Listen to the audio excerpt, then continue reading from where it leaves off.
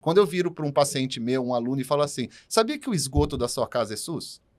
A água que chega na sua casa é SUS? O restaurante, para ele ter a limpeza dele, é SUS?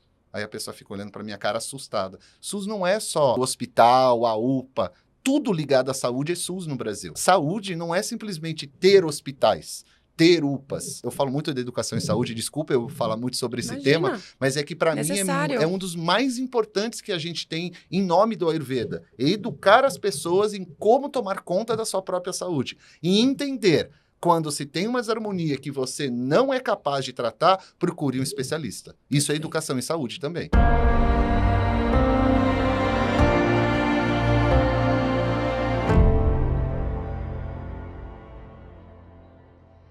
Olá, seja muito bem-vindo, muito bem-vinda ao podcast Meu Momento Místico, conteúdo produzido pela WeMystic Brasil. Eu sou a Vivi Peterson, sou jornalista e astróloga, e sou eu quem te faz companhia por esta jornada de autoconhecimento e autodesenvolvimento. Se você estiver acompanhando o nosso podcast em qualquer plataforma de áudio, convido que rapidamente corra no nosso canal do YouTube, pois hoje estamos recebendo aqui, temos a honra de receber aqui o nosso querido Eric Schultz. Tudo bem, Eric? Tudo ótimo, Vivi. Obrigado pelo convite. A gente que agradece. E eu vou apresentar o Eric aqui para vocês, para vocês saberem com quem estamos falando. Eric é terapeuta, professor e instrutor com mais de 25 anos de experiência em Ayurveda, Yoga e na tradição hindu. É isso? Exato. Hoje a gente estava conversando, né, aqui quando você chegou, que tem um instituto, que aqui já é bem consolidado aqui em São Paulo, mas que você fugiu um pouquinho dessa correria, né? O instituto nosso foi fundado em 1994, a gente completou 30 anos, vai completar 31 anos esse ano, de muitas alegrias, de divulgação da cultura hindu. E dentro do instituto, onde tem Ayurveda, Yoga, meditação, astrologia, quiromancia, vasto, toda a parte de artes da Índia, eu costumo chamar de artes. Certo. As artes hindus, a gente costuma colocar lá ou com atendimento, ou com curso, ou com vernissagem, lançamento de livro, ajuda colegas indianos que estão no Brasil, que têm seus trabalhos maravilhosos também a divulgar, com as nossas redes também, fazendo esse trabalho. E eu, desde o começo ali, trabalhando com meus pais, dia e noite, mas no final, agora, uns anos atrás, eu dei uma escapada para o meio da floresta. Fugiu. Que é um caminho meio comum, né? As pessoas nesse meio fazerem com o tempo. Eu espero que sim, viu, Eric? Eu estou aguardando esse momento. Eu amo São Paulo. Eu acho que São Paulo é impressionante. Sou paulistano, nascido em São Paulo, criado, amo São Paulo.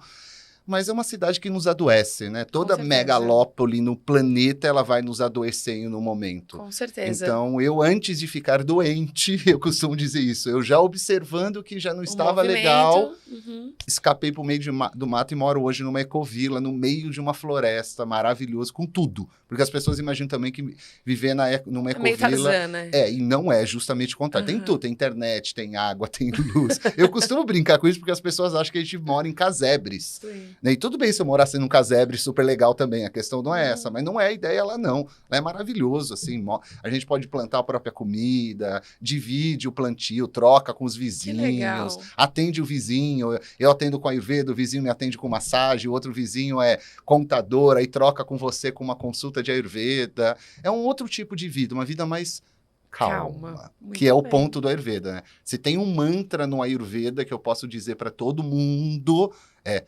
calma. Perfeito. A gente já começa esse episódio com esse mantra.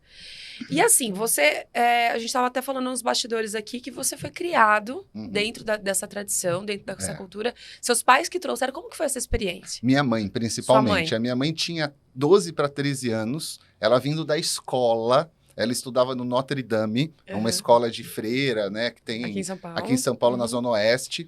E meu avô colocou ela lá por ser uma escola boa, etc., claro. E a minha mãe sempre adorou essa coisa de espiritualidade. Para você ter uma ideia, eu adoro falar isso. As irmãs lá, elas deram de presente para minha mãe na época o livro Autobiografia de um Yogi. As irmãs deram para ela o livro Autobiografia de um Yogi. Okay. Um exemplo. Vamos manter essa informação aqui. Isso é muito legal, né? Porque a gente imagina que é tudo separado. Não é, gente. Não é. E a minha mãe sempre interessada. Pô, é legal, Índia, Ásia, uma outra cultura, filosofia. E ela começou a estudar. Até que um dia, por uma coincidência, que não é uma coincidência, uma sincronicidade do universo, a 2 casas da onde a minha mãe morava, uma moça, uma senhora na época, chamada Marinês Peçanha de Figueiredo, abriu uma escola de yoga. Na esquina da casa dela, era 2 casas. E ela foi lá, bateu na porta, queria fazer, eu acho legal esse negócio aí, ela não tinha a menor ideia do que era que estava ali. A Marinês falou, olha, vem com seus pais, ela era menor de idade e tem que ser feito assim, vem com seus pais, se seus pais autorizarem, eu te dou aula de yoga e tal. E dali a minha mãe não saiu nunca mais. Ela se apaixonou pelo yoga e do yoga ela entrou em tradições religiosas antigas, milenares, que foi assim que ela criou a gente dentro do sistema védico tradicional. O que é um sistema védico? Vamos lá, vamos explicar para o pessoal entender. Da mesma forma que tem um sistema católico, melhor dizendo, cristão, vai ter outro sistema judaico. O que é um sistema? Ele vai ter lá o que acontece quando você come a primeira comida, o casamento.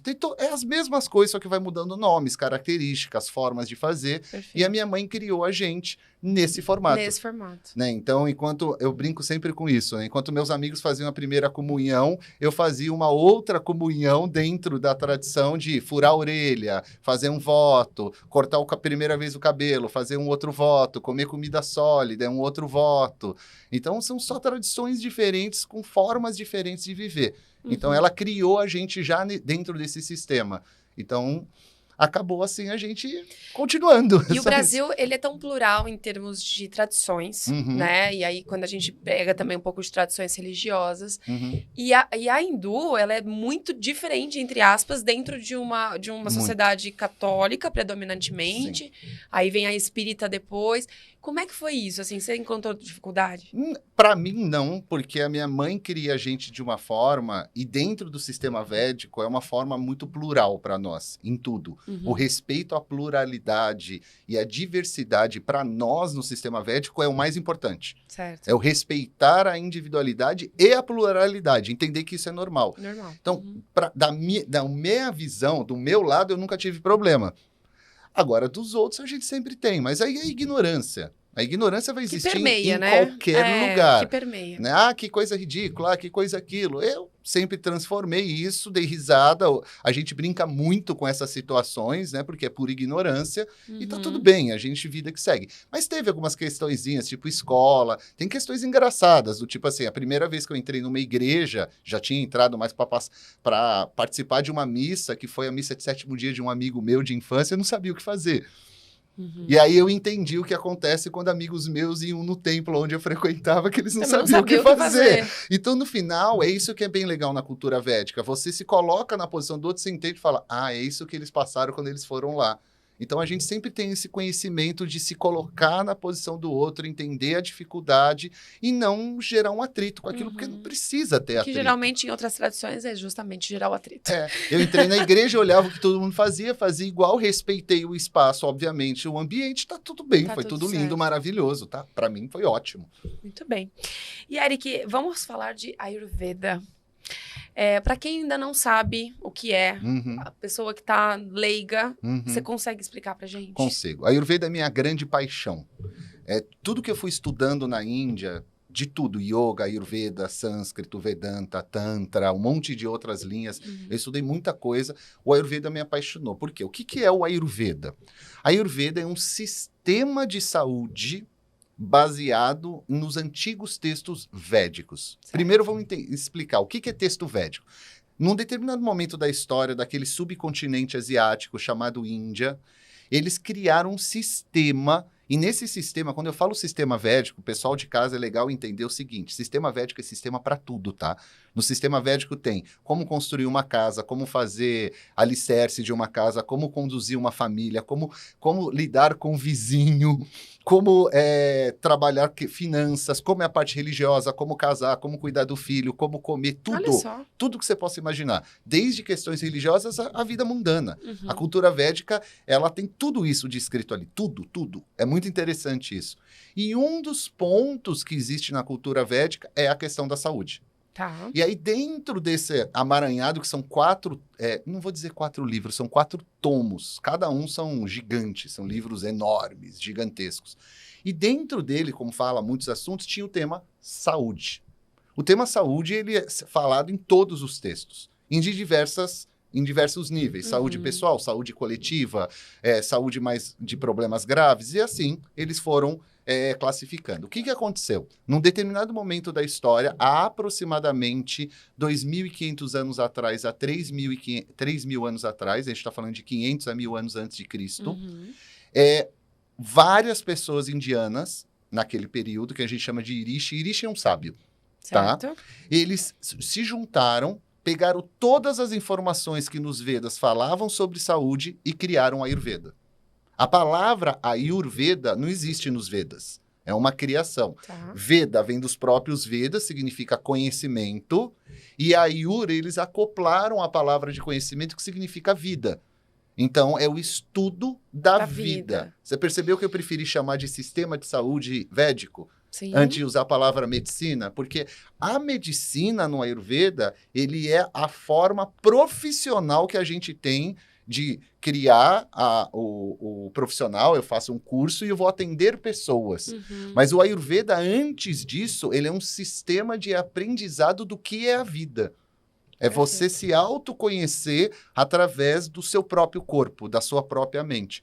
E aí eles criaram o que é chamado de Ayurveda, que é a ciência, o conhecimento da vida. Que ela fala de tudo. Ela fala desde o dia a dia, de como você comer, de como você dormir, de como você se relacionar, de como você se relacionar no trabalho, na vida amorosa, na vida com o filho, até questões sociais enormes, que normalmente a gente tem até medo de falar, né? Saúde social. Saúde social é extremamente importante, né? Saúde coletiva. O Ayurveda, ele vai desde o individual até o coletivo. O que acontece é que o Ayurveda, ele foi criando uma profissão dentro dessas linhas, como tudo, né? Muita gente me fala, mas afinal de contas, o que é um médico ayurvédico, um terapeuta ayurvédico? O que é isso? É a mesma coisa no yoga. O yoga é uma filosofia de vida. O professor de yoga, ele surge depois. Ele surge dentro do desenvolvimento do yoga como a necessidade de pessoas que querem trabalhar com aquilo. Cria-se cursos de profissionalização onde a pessoa vai atender e dar aula. O Ayurveda acontece a mesma coisa. O Ayurveda, antes de tudo, ele é uma filosofia de viver. Uma filosofia de entender o que é a vida. E aí, ao longo da história, foram se criando profissões dentro disso, que aí é o que a gente chama de Vaidya, que é a pessoa que atende a outra pessoa, faz a consulta, né? Vai entender se a pessoa tem uma desarmonia, se ela não tem uma desarmonia, se é necessário montar um tratamento, se não é necessário, se dá uma dica de vida. E vai tendo outras profissões também, não tem só essa, né? Tem essa questão do cuidado e do compartilhamento da filosofia em si. Isso. Né? E aí, quando você fala, né, de tudo na vida, eu entendo que é uma coisa que a gente tem muita dificuldade, que é entender que somos tudo isso. Isso, exatamente. Porque muitas pessoas ou são fascinadas somente no cuidado do corpo físico, outras só no espiritual. Então, vocês tratam isso de uma forma ampla. Isso. Isso é assustador para a maioria de nós. Por quê? A maioria de nós vem com um pensamento fragmentado. E eu adoro explicar isso, porque muita gente fala, mas Eric, não é mais fácil estudar o fragmentado? Foi o que, principalmente as escolas europeias, que é o que mais influenciou nós na América do Sul hoje na modernidade, criaram. Eles foram fragmentando os conhecimentos porque é mais rápido e mais fácil. Mas, ao mesmo tempo, é limitante. Porque a cada dia que passa, a gente está tendo especialista do especialista do especialista do especialista você pega do especialista. Uma coisa e outra você Exatamente. Deixa. Né? Então, aqui a gente está no estúdio. Vai chegar um ponto que vai ter o especialista que só faz o biquinho do fio, o especialista do microfone, o especialista da televisão, o especialista do retorno. Aí você tem que ter 100 pessoas para trabalhar naquilo. No Ayurveda, na Ásia em geral, vou até ampliar, não existe esse pensamento. A gente precisa entender aquilo como um todo. Você pode ser um especialista, mas se para nós você não entende aquilo como um todo, você não consegue ser um especialista. Você tá me vindo com uma pergunta agora, e eu vou pular muito, assim, no nosso roteiro. Na verdade, eu vou voltar. Mas é que você me trouxe um gancho de pergunta, que é o seguinte: como é que vocês enxergam, com essa questão de tanto especialista, né, como você fala, essa proliferação da inteligência artificial dentro... É muito novo, né? A gente novo. teria que dar um tempo para entender melhor o que vai acontecer isso, mas a inteligência artificial, eu não tenho nada contra a tecnologia, eu acho a tecnologia fantástica. Minha questão é, o que a gente vai fazer com ela? É assim que a gente pensa. Não dá para substituir certas coisas, né? É o que a gente fala na ciência védica. Tudo tem alguma função. Quando alguém vem para mim e fala assim, vai pegar um refrigerante de cola cheio de açúcar. A pessoa fala assim, nossa, Eric, isso é veneno. Eu falei, para alguma função isso vai ter. No Ayurveda, a gente sempre vai entender dessa forma. Que função, Eric? Tira a ferrugem. É uma função. Ok. Entende? Para nós, no Ayurveda, a gente nunca foge da função. A gente sempre vai objetivar a função. A gente não está falando de saúde, a gente está falando de função. É diferente. O que você faz com essa função... Aí é uma outra história. Esse é o pensamento védico. Perfeito. A inteligência artificial é a mesma coisa. A grande questão da inteligência artificial é a mesma coisa da internet quando ela surgiu. É o quê? Gente, não é com meia dúzia de troca de ideia que você vai conhecer alguma coisa pela inteligência artificial. Hoje eu estava na internet respondendo uma galera que a gente está sendo bombardeado por pessoas, porque, para quem não sabe, do dia 13 de janeiro ao dia 26 de fevereiro está rolando o maior festival religioso da Índia, chamado Kumbh Mela. Eles estão esperando durante esse período cerca de 450 milhões de pessoas. Não dá nem para imaginar, é uma coisa... E eu estou fazendo a cobertura através das nossas redes. E muita gente está indo xingar lá. E eu fiz um post hoje para o pessoal falando assim, gente... Você assistir vídeo no TikTok, Instagram, YouTube não te faz especialista e nem conhecedor de um outro país e uma outra cultura. E é a mesma resposta que eu dou para a IA. Você trocar ideia com a IA e ela te responder tudo que você perguntar não te faz especialista e nem conhecedor daquele assunto. Por quê? Para nós, na cultura védica, a teoria, que é linda, maravilhosa, mas sem a prática, sem a experimentação... Essa teoria não serve para absolutamente nada. Meu professor ele fala muito isso. Você pode ter uma biblioteca de 1 milhão de livros. Se você não leu e colocou em prática, é só um monte de papel empilhado. Ele não serviu para absolutamente nada. E essa prática da experimentação é o que a gente chama de Tantra, dentro da cultura. O Tantra é você gerar conhecimento através da prática. É a sua experimentação que leva aquilo. Então, por exemplo, eu posso ser um grande estudioso de Índia no papel, mas se eu nunca experimentei aquilo, eu não tenho a menor ideia do que eu estou falando. Eu vou fazer tantos erros que não dá nem para computar. Precisa. A experimentação, a teoria sem experimentação não tem de nada, e a experimentação sem teoria também não serve de nada. Sim. É igual o meditante, que lê 1 milhão de livros, vê um monte de áudios aqui, vê sobre meditação e nunca parou para meditar. E reclama que não consegue meditar. Não vai conseguir meditar. Se você não parar, fechar o olho, fazer a técnica, a meditação nunca vai conseguir. Da prática, né? A prática é mais importante. Então, tem essa questão. A minha preocupação com a IA nesse momento é a mesma coisa que acontece nas redes. Mas que ela vai auxiliar muito o nosso trabalho, vai. Já está auxiliando muitos trabalhos, né? É que quando você fala da questão da especialização, eu vejo, e o TikTok e as redes, o Instagram no geral, elas até incitam isso, né? Então, você não vai precisar, de repente, ter uma qualidade de vida feita, de repente, por um profissional, porque você vai ali, você dá um comando, e a IA, ela vai te dar ali um roteiro do que você tem. É complicado isso. Sabe por que isso não existe? E nunca vai acontecer? Porque... Independente de quem nós somos, todos os seres são seres individuais. Então, eu posso fazer uma melhor pesquisa científica do mundo com aquele remédio que naquela pesquisa vai curar 99%, mas aquele 0,001% são as pessoas diferentes que não vão ter uma função com aquele medicamento igual. Então, existem pessoas diferentes. Perfeito. Então, no Ayurveda, por exemplo, nós somos totalmente diferentes. A gente poderia ser gêmeos, ter nascido do mesmo óvulo, vindo do mesmo esperma, ter a mesma fecundação, os mesmos pais, mas somos pessoas diferentes. Sim. Então, a IA, ela vai responder, por exemplo, estou com dor de cabeça, qual é a melhor planta? Ela vai falar. Isso não quer dizer nada. Porque ela não sabe a sua dor de cabeça, ela não sabe o seu histórico, ela não sabe o seu histórico patológico, não sabe o seu histórico de vida, não sabe onde você trabalha, com ar-condicionado, sem ar-condicionado, o que você comeu, se você faz cocô todo dia, se você não faz cocô, se você faz xixi, se você tá com dor de dente, se você dorme errado. Estou falando todas as possibilidades de dor de cabeça. E eu posso ficar aqui continuando durante horas falando de possibilidades de dor de cabeça, que a IA não vai saber. Então, isso é preocupante, mas isso já acontece na internet. É muito comum eu receber paciente que vem para mim e fala assim, Eric, eu já fiz o meu diagnóstico de Ayurveda na internet. No Dr. Google. No Dr. Google. É bom, né, o Dr. Google. Eu chamo de guru Google. É o maior guru de todos, pensa bem. Ele não cobra ninguém, ele responde o que você quer, sabe? Se você ficar lá perguntando, ele vai responder, ele vai te dar até a frase que você quer se bobear. Sim. Né? Você começa a digitar, ele já te dá várias... Exatamente. É verdade. E não necessariamente, na maioria das vezes, a pessoa, o que ela vem tá tudo errado. Perfeito. Tá tudo errado porque é superficial aquilo que tá na internet, né? Mesmo num livro, gente, existem livros e livros. É o que eu costumo dizer. Eu desço aqui embaixo, vou aqui na Paulista comprar um livro de Ayurveda.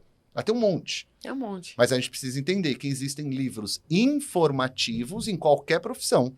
Na acupuntura é a mesma coisa, no reiki é a mesma coisa, na massagem é a mesma coisa. Que é o quê? Livro informativo, ele não está te ensinando, ele está te informando. E existem os livros que a gente usa como base para uma formação profissional. É um outro tipo de livro. Perfeito.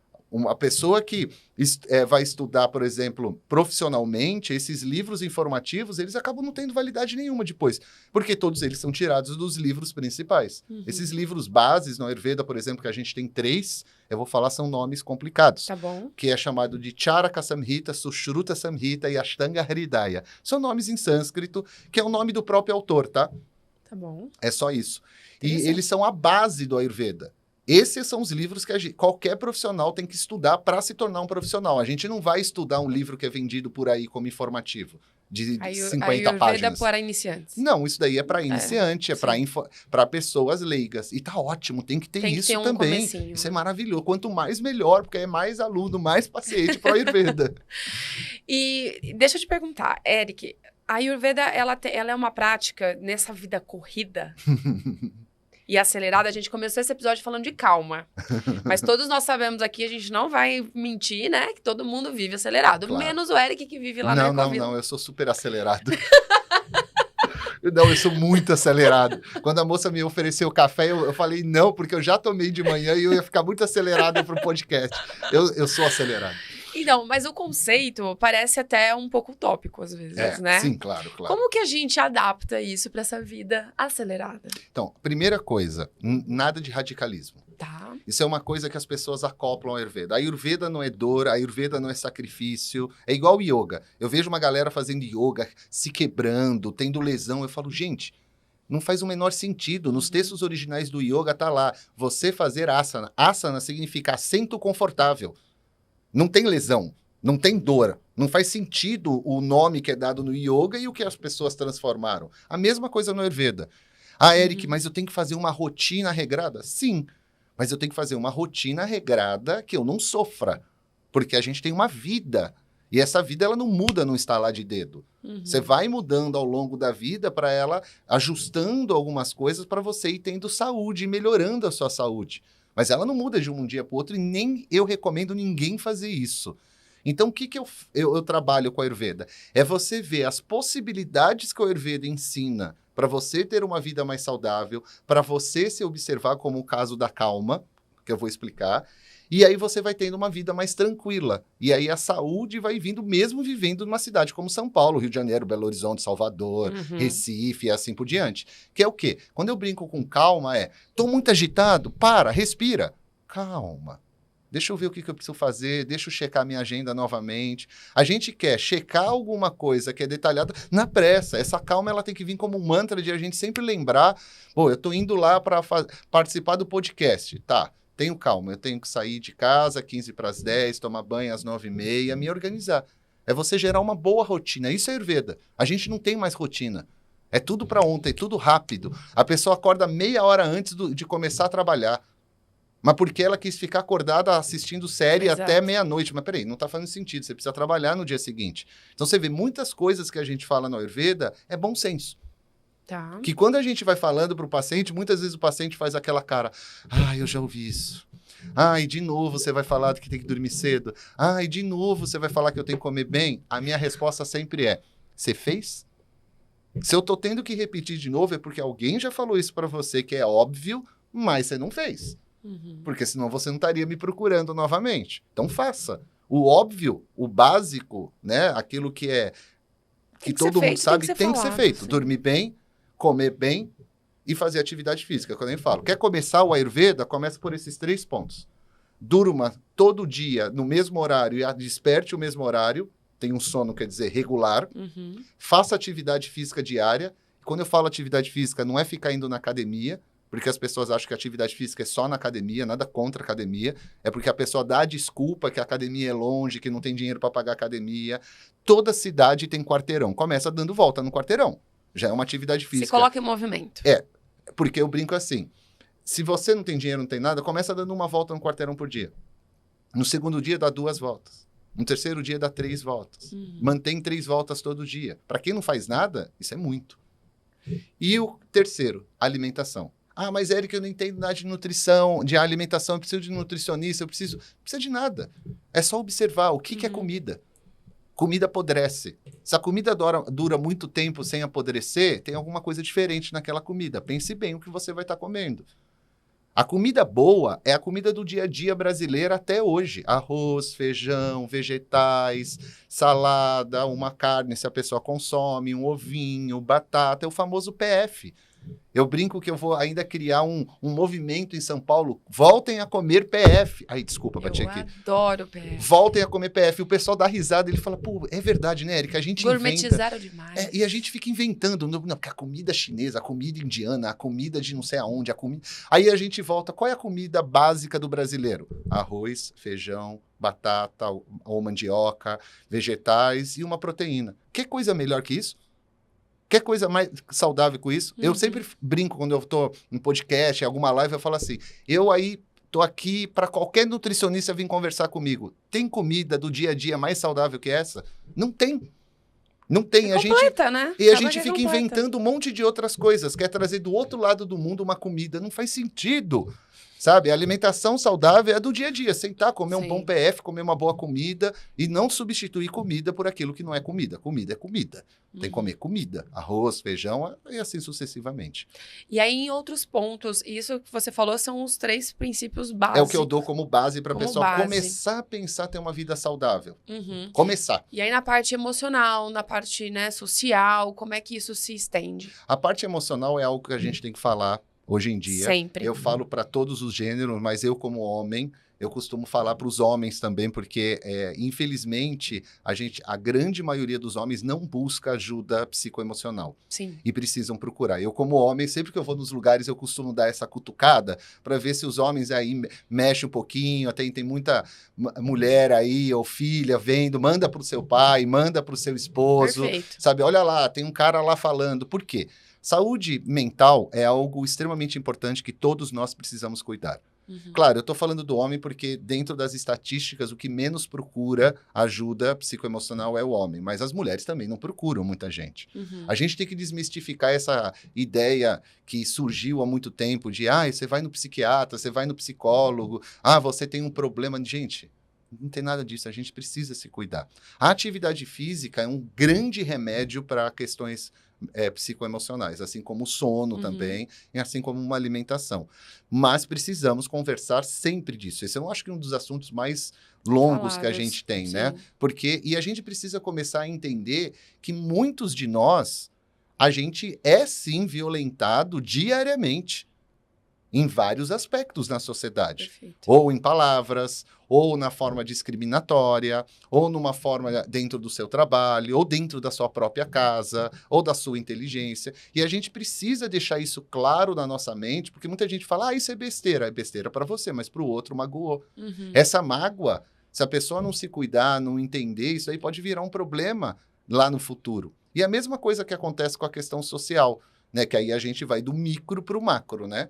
O micro é eu, humano, me cuidando, mas entender que eu preciso saber que o macro, a sociedade como um todo, ela também tem questões psicoemocionais que a gente precisa tratar. Olha o que acontece no Brasil nos últimos anos.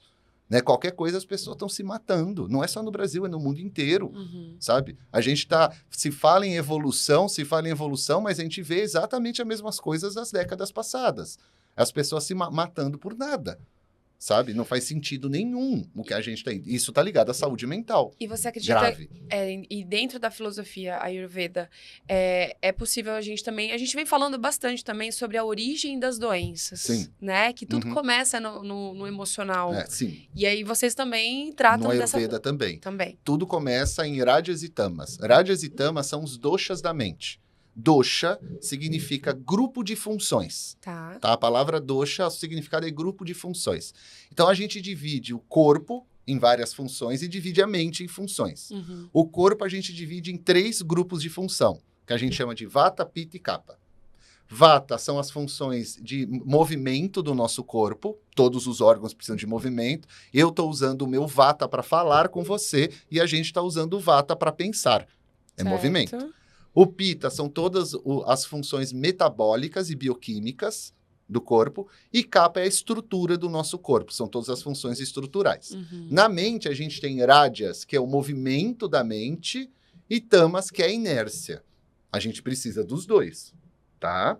Então, para nós, dentro do Ayurveda, a gente tem problemas de origem física e de origem psicoemocional.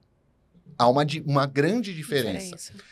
Aquelas que vêm de dentro para fora, vêm de origem psicoemocional.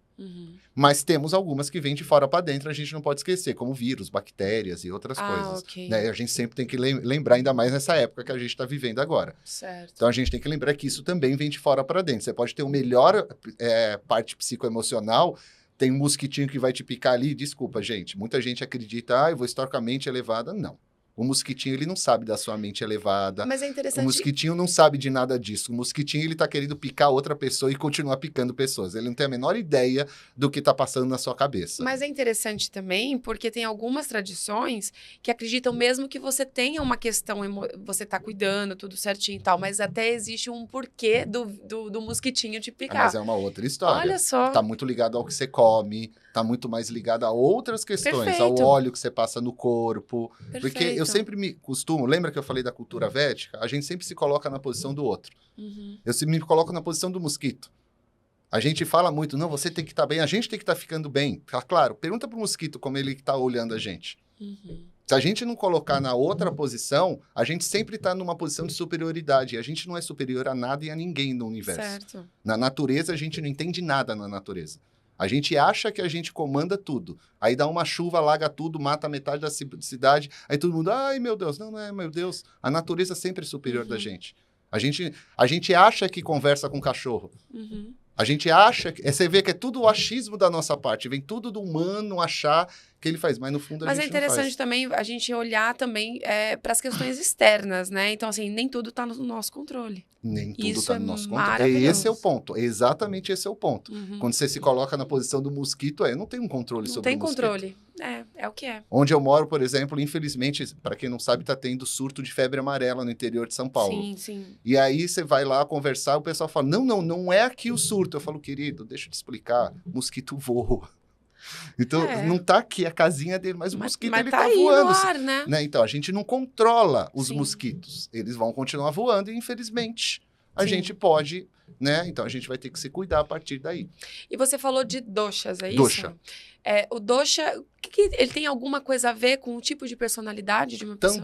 Também. O dosha foi o seguinte, dosha é a forma que os indianos, naquele período, eles criaram de racionalidade dentro do Ayurveda. Toda filosofia, tá? Ela tem uma forma de como a gente pensa através dela. Então, o Ayurveda, ele tem a sua própria forma de pensar, que é chamado de dosha. Então, a gente analisa um corpo humano através do que a gente chama de dosha. Então, eles dividiram nessas palavrinhas dosha. Por que dosha? Muita gente pergunta. Porque era o nome que eles usavam naquele período. Se fosse hoje, talvez poderia ser matemática, química e física, sei lá, não importa. É o nome que era e que eles usavam naquilo ali. Então, eu gosto de explicar da seguinte forma. Primeiro, eles dividiram o corpo em 5 grupos, que eles chamaram de Panchamahabhuta, os 5 grandes elementos, que é éter ou espaço, ar, fogo, água e terra, perfeito? E eles dividiram todas as funções corporais nesses 5 grupos. Então, na terra ficaram todas as funções corporais estruturais, no elemento água, todas as estruturas e funções corporais aquosas, no elemento fogo, metabolismo, no elemento ar, todos os movimentos, e no elemento espaço, literalmente os espaços que a gente tem dentro do corpo, que são vários. Nas nossas... Toda célula tem um mini espaço, boca, né, orifícios, etc.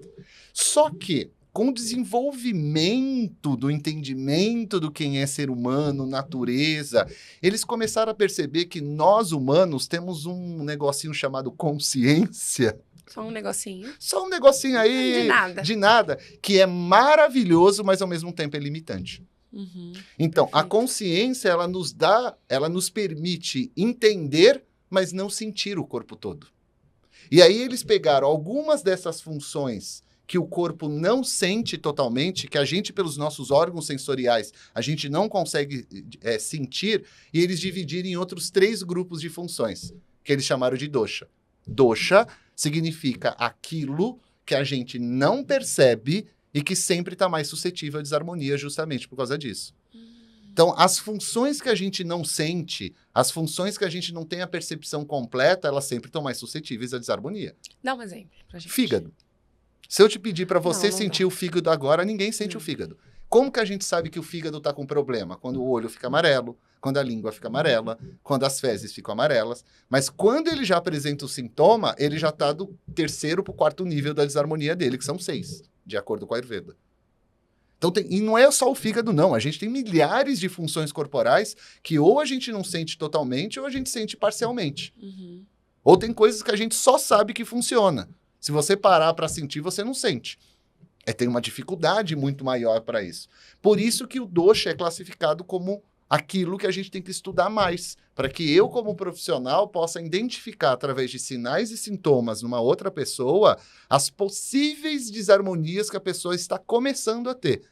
Ela pode ter uma mais avançada, que aí é mais fácil ver, porque você vai ter mais sinais e sintomas, infelizmente. Mas a nossa ideia é diagnosticar esses sinais e sintomas o quanto antes, porque a gente sabe que são funções no nosso corpo que, se a gente não cuidar, a gente não percebe totalmente quando a Vai gente chegar vê. uma bomba relógio, né? O que infelizmente acontece na maioria dos hospitais do Brasil. Perfeito. Eu dou muita aula para médico, muita aula Que para legal. enfermeiro, e é uma coisa que eu ouço eles falando. Eric, o grande problema da saúde como um todo é que a pessoa já chega extremamente doente para nós. Por quê? A gente no Brasil, e não vou falar mal do Brasil, nem vou falar mal de nenhum país, mas a maioria dos países do mundo, e a gente precisa deixar claro, a gente não existe educação em saúde. Não. É zero. As pessoas entram numa farmácia, elas não sabem como usar. Hoje as pessoas usam um remédio para dor de cabeça para evitar uma possível dor de cabeça que ainda não teve. Uhum. Não, gente, o medicamento não foi criado para isso. Não tem um preparo, né? Nesse Educação cuidado, mesmo, educação, Na né? escola mesmo, do dia a dia, olha, se você vai no farmácia, se você tem isso, tem que procurar esse médico, isso, como funciona o SUS, assim, as pessoas não sabem. Uhum. Elas sabem falar mal, mas não tem a menor ideia de como funciona o SUS. Quando eu viro para um paciente meu, um aluno, e falo assim, sabia que o esgoto da sua casa é SUS? A água que chega na sua casa é SUS? O restaurante, para ele ter a limpeza dele, é SUS?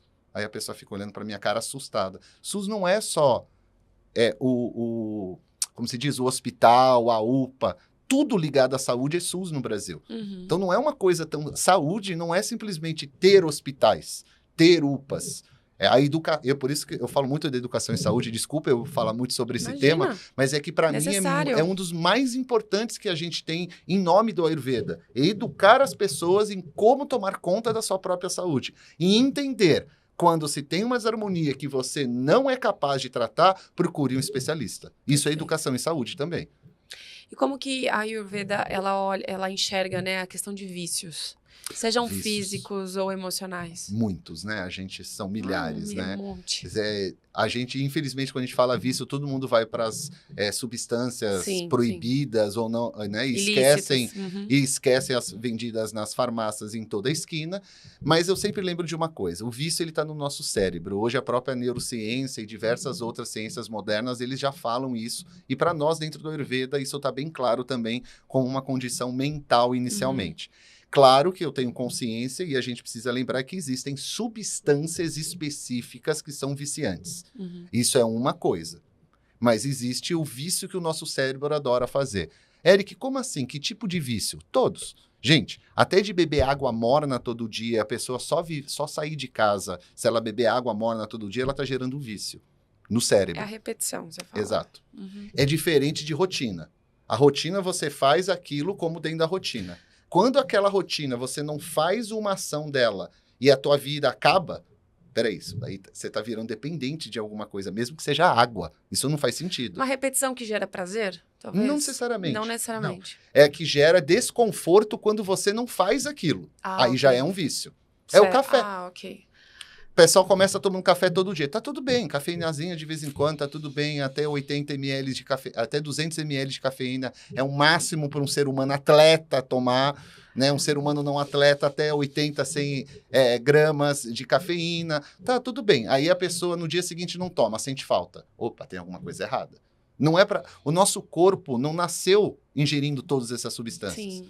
Se ele está sentindo falta, é porque de alguma forma Se alimentou, o seu corpo ele está preso naquilo. É o que eu sempre brinco com carne. Quando a pessoa vem para mim e fala assim, Éric, eu parei de comer carne, o que eu substituo? A minha resposta é, você come jiló todo dia? A pessoa vai responder, não. Você substitui o jiló pelo quê? São milhares de alimentos que a gente não come diariamente. Sim. E não é por isso que a gente tem que substituir esses milhares de alimentos. A gente precisa entender o que o seu corpo está pedindo, as necessidades do seu corpo. E se é assim para você substituir a carne porque teu corpo vai pedir, aí a gente vai conversar sobre isso. Mas, por exemplo, é o que eu explico para todo mundo. E uma pessoa que nunca comeu carne? Eu conheço milhares de pessoas na Índia que nunca colocaram um pedaço de nenhum animal na boca. Uhum. Ela nem sente a falta, ela nem sabe Nem o gosto sabe o que que é. é. O corpo nem pede. E a gente volta para a mesma questão do vício, porque é a mesma parte do cérebro que está falando disso. Então, a gente precisa pensar nessa questão. Claro, gente, sempre que a gente vai falar sobre isso, a gente vai falar das substâncias que são viciantes por natureza, muitas delas químicas, que eles fazem de propósito para viciar. Isso é uma outra categoria, isso para mim tinha que ser banido, obviamente, porque isso é um outro patamar, é muito ruim. Aqui a gente está falando do vício que pode acontecer com qualquer coisa. Coca-Cola, açúcar... Com qualquer coisa. Cigarro, né? Eu falo muito, eu sou um ex-fumante. Eu não minto isso para ninguém, eu falo abertamente, estou falando aqui no podcast, falo para aluno, porque eu sempre falo, um ex-fumante, ele precisa ser o exemplo para outras pessoas pararem de fumar, não esconder isso. Por quê? O mais difícil do cigarro é o hábito. Eu sempre falo, quando eu parei de fumar, direto, eu me pegava o hábito como se eu estivesse segurando o cigarro. Muitas pessoas falam isso. Eu tenho até uma pessoa na família que tem essa questão. E às vezes estava em rodinha, já tinha parado de fumar, olha só que louco. Já tinha parado de fumar, tudo, mas estava na rodinha de pessoas que fumam e ficava só segurando. Exato. Sem acender. E a pessoa nem percebe. Eu era criança, eu falava assim, mas gente, que E às vezes a pessoa não percebe. Não, eu ficava só segurando. Uma vez eu peguei logo no começo, é como se eu estivesse batendo a guimba. Eu falo, por que eu tô batendo? E aí você começa a rir. Mas isso aí vem a parte védica. Sim. De você se colocar naquilo e você se auto-sacanear. Fala, pô, como eu tô sendo ridículo. Como eu fui ridículo, né, em ter esse vício e agora eu tô vendo pra mim mesmo como eu continuo ridículo nessa situação. Mas você acha que o centramento das ideias, né? Porque é a velha história de você ter controle sobre o seu corpo. Às vezes, com essa vida corrida, a gente, como você falou, calma. Vai se afastando. Você vê umas coisas que fala assim, gente, mas por que eu deixei passar isso? Né? Faltou, assim, só um pouquinho de centramento. No yoga e no Ayurveda a gente fala isso, que é o nosso eu atento. Perfeito. Estado de presença. Exato. Quando a gente não está com o nosso estado de presença, o eu atento, a gente está se afastando da realidade do aqui e agora. Por isso que no yoga, no Ayurveda, no Tantra, sempre fala, você tem que viver o quê? O aqui e agora. O passado já passou e não volta, o futuro você não tem a menor ideia do que vai ser. Se você não viveu o aqui e agora, o seu eu atento, ele nunca vai estar no aqui e agora. E quanto mais vritti, que são movimentos na mente você tem, vritti é movimento, mais você se afasta dessa realidade. Exato. E aí você perde até oportunidades na vida, porque você não estava atento naquele momento, local e circunstância, com aquela atenção plena que a gente precisa ter. Se a gente for ver, não é só no yoga e no Ayurveda que fala disso. Não, é isso que eu ia falar. Você que acompanha aqui toda semana, você pode tenha certeza. Todo mundo fala. Independente da sua tradição, da sua cultura, né, do que trabalha. Essa questão do autoconhecimento, estado de presença é universal. É universal. Se você não está no aqui e agora, se eu não estou aqui e agora presente olhando para você, a nossa conversa teria ido para locais infinitas. E não é a nossa ideia. A gente foca e traz para aqui e agora. Perfeito. Sempre. Eu vou fazer uma pergunta que não está no roteiro, mas completamente eu acho que você sabe. À vontade, querida. muitas pessoas vêm, eu sou astróloga, Tá. muitas pessoas vêm me falar da astrologia védica. Sim, sim. Então, antes da gente ir para o nosso outro papo, que, né, outro assunto aqui que a gente está programado, eu queria muito tirar essa dúvida Sim, sobre claro. como que a astrologia védica funciona. Tá. Eu não sou astrólogo, Sim. eu estudo astrologia. É muito interessante essa pergunta que você fez. Olha só que interessante como é na cultura védica. Eu não sou astrólogo, não faço mapa, mas eu, como professor de Ayurveda, professor de Yoga e de Tantra, a gente estuda as outras ciências que existem dentro da cultura védica para entendê-las, mas eu não vou aplicá-las. É uma outra ideia. Então, por exemplo, os mitos astrológicos, eu estudei tudo. Certo. Né? Então, a astrologia, que em sânscrito a gente chama de Jyotisha. Jyotisha é aquele que traz a luz. Olha. O nome, né? O significado. Jyotisha não é só o mapa. Jyotisha é a leitura das estrelas, para nós, né? A gente chama como estrelas. Não só no mapa, no horário que a pessoa nasceu, mas também no seu rosto, na sua mão, no seu pé, na sua língua. Então, a astrologia, ela vai... O Jyotisha, né? Eu tô falando do guarda-chuva, né? Sim, sim. Ele vai além do que a gente conhece de astrologia. Certo. E também tem a parte de astrologia que a gente vai ver através das estrelas, né, tá?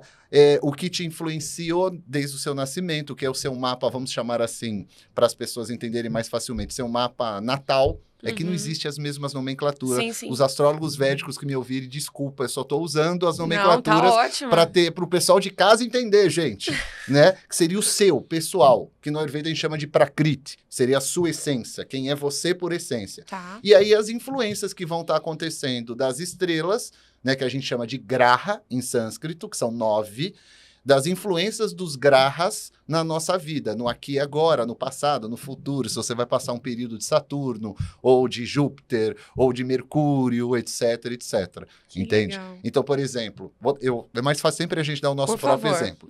Eu sou Eric, nasci num sábado, que é dia de Saturno, num horário de Saturno, regendo Saturno. Eu só não nasci numa lua nova. Se eu tivesse nascido, eu teria Saturno, Saturno, Saturno, Saturno, que a gente chama de Shani. Saturno, para nós, ele é o professor. Sim. Com o que eu fui trabalhar? Dando aula. E eu não tinha a menor ideia disso. Então, a gente começa... A parte mitológica dos grahas, ela é muito importante para entender a astrologia. Então, ela tem essa questão a mais. Que eu entendo que, antigamente, na astrologia grega, lá atrás, também tinha mais isso. Você estudar o mito do astro e a influência disso na astrologia, na né? ocidental aqui, a gente faz algumas ligações com a Sim. mitologia grega, né? Principalmente para falar de planeta. Sim. Que é muito... Traz um pouco dessa questão do arquétipo, né? Dos seres mitológicos para os planetas. Vai ficar mais entendível. Mas tem várias histórias. Então, por exemplo, você viu que eu falei que são 9. A gente chama de Navagraha. 9, Graha, estrelas. Então, existem umas diferentes que estão dentro dos mitos, que ela foi cortada a cabeça pelo senhor Vishnu, que é um outro deus dentro da mitologia, aquilo ali se tornou outros dois planetas. E aí vai tendo todos os mitos e o porquê que é a cabeça. Tem toda uma história. Quem cortou a cabeça era o senhor Vishnu, transvestido não, desculpa, em forma de mulher. Por que ele já era em forma de mulher e não de homem? Né? Que são as ígeras na Índia, né? Que são chamadas as mulheres, são as pessoas, nem homens nem mulheres, que já eram citadas nos textos antiquíssimos da Índia, que eu acho ótimo quando as pessoas vêm com esse assunto hoje em dia e falam assim para mim, esse assunto novo aí, eu falo, que assunto novo, gente, está sendo citado isso na Mahabharata de 4.000 anos. A gente não está falando nada de novo, não. Nada do que eu estou falando novo aqui é novo. Mas eu acho muito interessante a gente pegar todo esse conhecimento, né, e você trazer, por exemplo, com uma... Você nem falou, desculpa pro pessoal. Não, é o seu jeito de falar. Não, mas eu falo pro pessoal do meu meio, que às vezes eles falam assim, desculpa os astrólogos védicos, porque muitos querem falar exatamente a palavra e eu não tenho essa. Eu gosto de falar do meu jeitão mesmo. A galera mais antiga ainda pega mais, né? Não tem jeito. Mas o pessoal me conhece, sabe que eu falo assim mesmo, que legal, tá tudo bem. Que legal. Mas a astrologia, assim, ela é diferente, né? Eu tenho muito amigo astrólogo védico que estuda tropical, que estuda egípcia, que estuda a outra cabala de não sei o que. Aí tem milhares, eu acho maravilhoso. Tudo se conecta. Eu estudei, isso é uma coisa legal. Muita gente fala, todo terapeuta Ayurveda precisa estudar astrologia. Não. Eu estudei para eu entender um pouco melhor para quando, por exemplo, a pessoa passa com você. Você não precisa ser astróloga védica. Mas ela veio fazer uma consulta. Eu passei com uma astróloga tal. Deixa eu ver.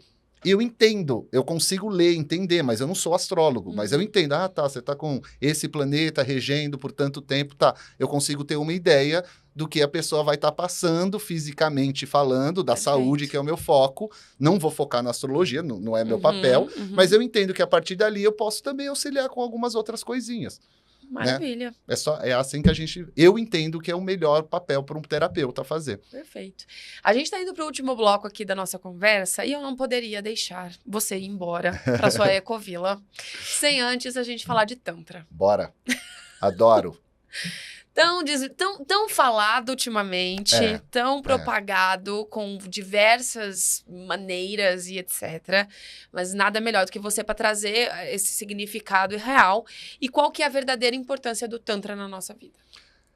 Olha, o Tantra é a prática, de uma forma mais simples, tá? É você aprender através de fazer algo e aprender com aquilo.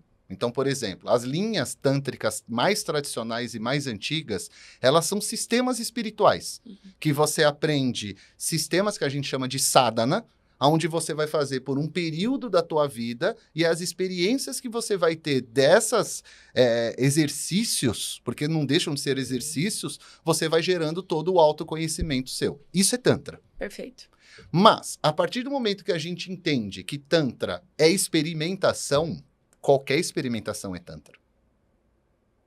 Qualquer uma. Essa que a gente está tendo aqui é um momento tântrico. A gente está tendo uma experimentação nova. Eu não te conhecia, você não me conhecia. A gente está trocando uma ideia aqui, assunto, e a gente está elaborando uma nova ideia aqui. Isso é Tantra. E as pessoas, elas colocam dentro da caixinha da sexualidade. Que também pode ser, porque é uma experiência maravilhosa. Mas é só uma das possibilidades. É só uma. Eu costumo brincar assim, das 100 linhas tântricas que existem na Índia, que surgiram ao longo da história, um exemplo, tá? 2, 3 estavam ligadas à sexualidade. Que também é um tipo de experimentação maravilhosa, linda, que tem um maravilhoso... E precisa ser falado de sexualidade, principalmente no mundo que a gente vive hoje.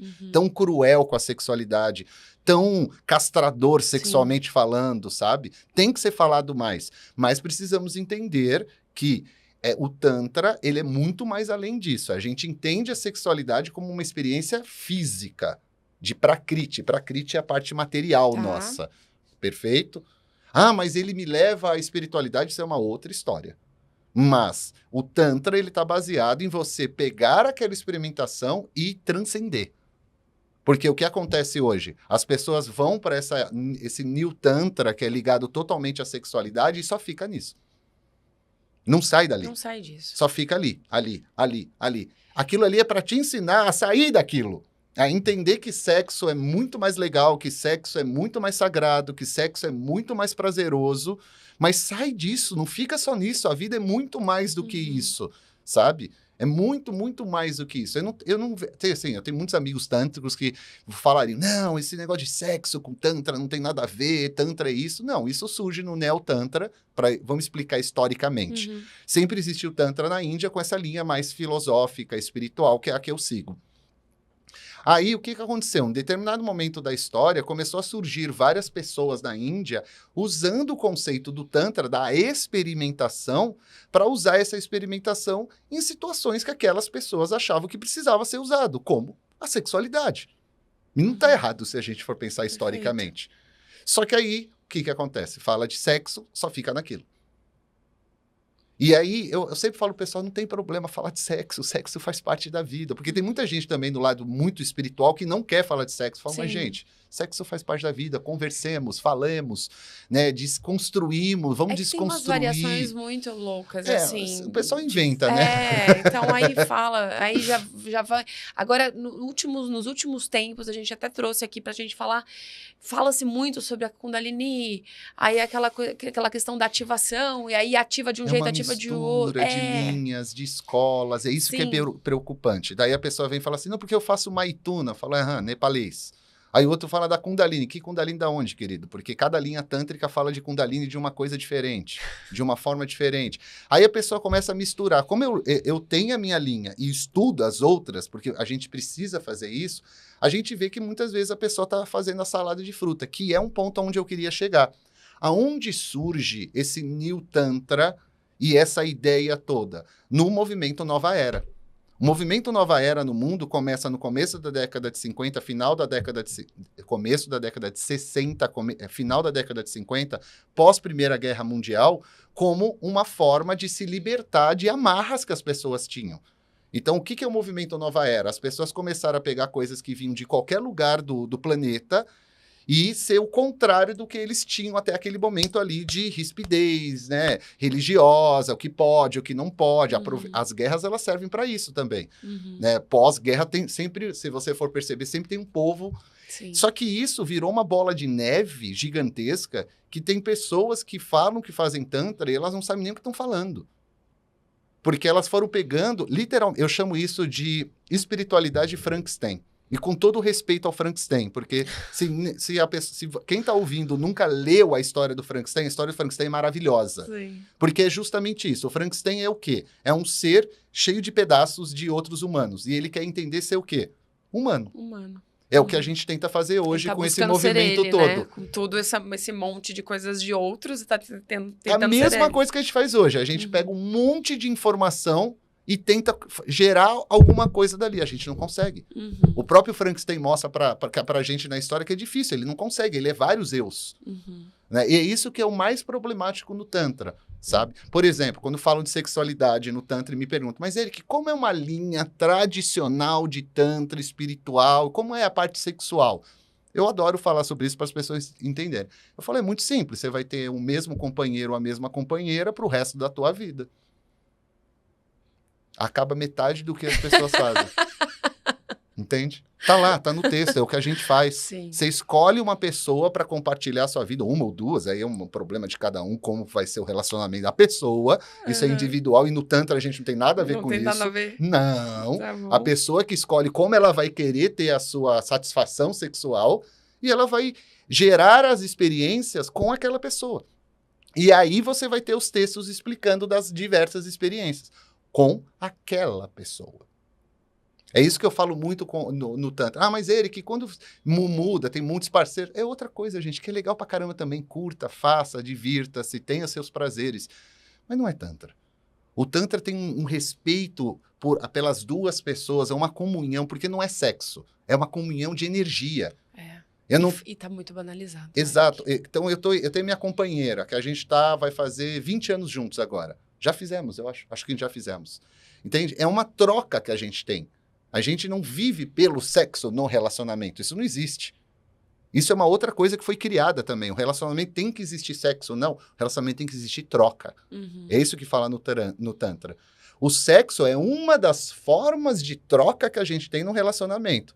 Mas tem muitas outras que são extremamente importantes para existir a troca sexual também de boa qualidade. Perfeito. Porque é o que não existe hoje em dia. Na maioria de relacionamento, a troca só está no sexo. O resto de compartilhar a casa, de arrumar a casa, de ajudar na vida dos dois, isso é compartilhar. Isso faz parte do Tantra. Como explicar isso para as pessoas que acham que Tantra é só sexo? Quando você pega um texto original de Tantra que está lá, você tem que ajudar a limpar a sua casa. Isso é Tantra. Você que limpa a sua própria roupa. Todas as linhas tântricas originais, todos os meus professores tântricos, ninguém lava a roupa deles. Só eles lavam a própria roupa deles. Alguns, eles cozinham só para eles mesmos. Você entende a questão? É tudo, para eles é tudo focado na energia.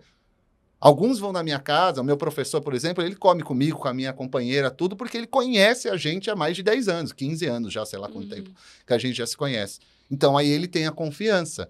Então, você vê como para nós do Tantra, vai além disso. Sim. Energia não é só no sexo, é que vivemos em Kali Yuga, que é essa era do ferro, como se diz dentro da cultura hindu, e no Kali Yuga tudo é mais ligado aos órgãos sensoriais, né? E o sexo está ligado a um prazer sensorial. Então todo mundo quer prazer sensorial, prazer sensorial, prazer sensorial. Momentâneo, né? É o mais gostoso, né? Você vê todas as drogas que vão surgindo, é tudo para prazer sensorial.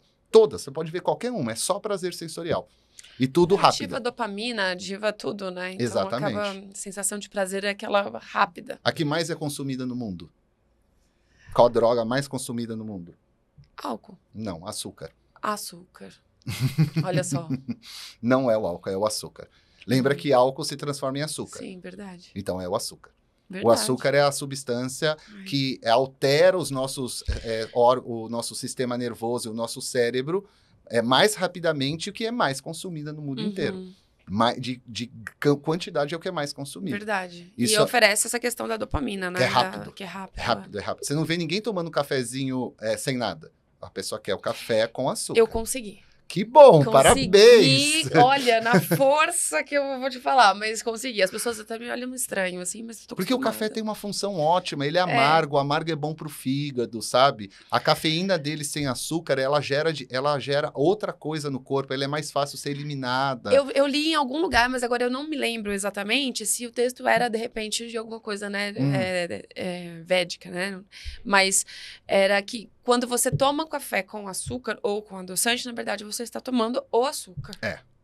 E não o café. O café, praticamente, ele não fica nulo ali. Só tem um pouquinho da chá cafeína. Também, chá eu não tomo com açúcar. Não, chá tomar com açúcar é sacanagem. Com um chazinho, mas tem gente. muita gente que não, coloca. acabe com a planta. É igual o limão. A pessoa vai tomar... Eu adoro isso. Eu chego sempre em algum lugar e falo, me dá um suco de limão sem açúcar.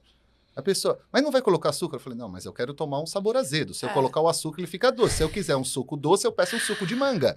Porque o suco de manga é doce. Aliás, são duas coisas que eu implementei na minha vida. São duas coisas diferentes. O café sem açúcar e a água com limão. Que é boa também. É muito boa. Tá vendo? Tô indo. Aos pouquinhos. Aí você vai analisando a água morna, a água com limão, se é morna ou não, até que ponto ela é boa para você. É assim que a gente analisa no Ayurveda. Depois de um tempo, você tira ela por um período. Aí você analisa como está seu corpo. Nossa, o meu corpo está funcionando sem ela. Pô, você não precisa todo dia. Aí você já intercala. Aí você percebe que não, eu preciso voltar. Aí você volta. Isso é autoconhecimento. E é isso que a gente faz no Ayurveda. Nada no Ayurveda é para todos e nada no Ayurveda é para sempre. Lembre disso, essas duas regras. O que é para mim, bom para mim, não é bom para você necessariamente. E o que eu uso há muito tempo, não necessariamente vai ser pro resto da minha vida a mesma coisa que você usa de qualquer medicamento ou qualquer coisa, não importa. Perfeito. No Ayurveda, nada é para sempre e nada é para todo mundo. Muito bem. E com essa, a gente finaliza o nosso Já passou? episódio. Já. É muito rápido. Eu acho que a gente até passou um pouquinho, não foi, Doni? Passamos um pouquinho, sim. Muito rápido. A Wimishk, Eric, além de portal, de site, de conhecimento, além do podcast, a gente também tem uma loja. Que legal. De produtos esotéricos e produtos todas as voltados, né, para tudo isso que a gente fala de energia, tudo. E a gente queria te presentear. Ah, obrigado. Olha, um mala budista? É budista, não é? Cada um dá um nome. Você deu um nome diferente aqui. A gente chama de japamala. Não, porque diferente. Japa é o ato de fazer. Olha. Mala é o fio. O fio que ata ele é um mala. Por exemplo, na Índia, uma guirlanda, eles chamam de mala. Porque tem um fio ligando as plantas. Que legal. Então, ele é um mala. Japa mala é um mala que você usa para rezar. É isso aí, então. É um mala. É um mala. Aí, que bonito. Obrigado. Obrigado. De olho de tigre, que é uma pedra, né, olho bastante de tigre importante. É muito legal, muito importante sim. mesmo. Obrigado. E com certeza aí vai te ajudar ainda mais. Com certeza vai ajudar, sim. Muito obrigado. E uma lembrança também, né, de você ter participado aqui com a gente. Fico feliz. Muito obrigado. A gente agradece. Volte mais vezes, por favor. Estou à disposição de qualquer assunto de Índia, é só chamar. É isso, a gente foi uma aula, né? Para quem não tem conhecimento nenhum aí sobre... até eu mesma aprendi bastante aqui. E fico muito feliz com essa oportunidade. Obrigado, querida. Gratidão. Namastê. Namastê. E é isso, gente. Compartilha com todo mundo por aí. Não esqueça de seguir aqui o canal, né? De fazer aí o seu comentário também, que é muito importante. E semana que vem estou de volta. Um grande beijo e até a próxima.